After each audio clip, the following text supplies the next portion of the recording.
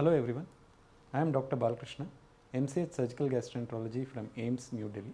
The topic for today is bleeding per rectum, or in simple terms, passage of blood in stools.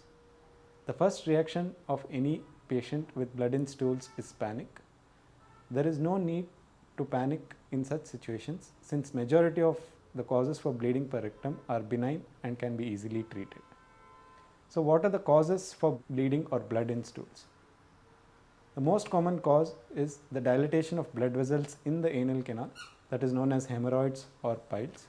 Occasionally the bleeding can also happen because of a tear in the anal canal known as fissure in ano, and other causes include perineal abscess, and rare causes include polypoidal lesions or growths from the lining tract of the large intestine and diverticulosis of the large intestine.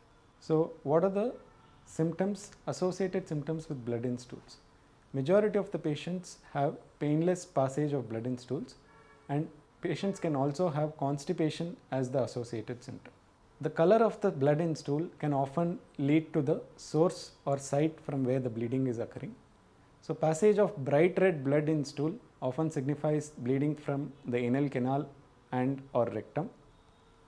Presence of maroon colored stool in the blood often indicates the small or the large intestine as the source of bleeding.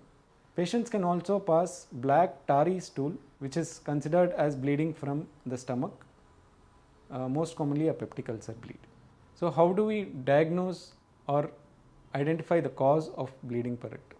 So for the commonly described conditions such as hemorrhoids and fissure in ano, a simple anoscopy or a proctoscopy can identify the lesion.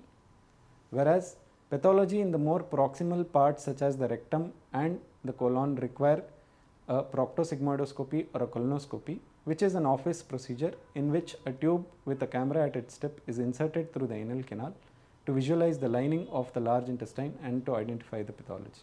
So once the cause of rectal bleeding has been identified, the treatment can be tailored to the cause. For example, for hemorrhoids, since I described it as a dilated blood vessel which can bleed, so these blood vessels can be ligated and excised, which can be done through an open technique or through a stapler hemorrhoidectomy. So these procedures are office procedures, and the patients can usually be discharged on the same day or the next day after the procedure. I will be glad to answer any further queries regarding this topic at United Hospitals, Jalandhar.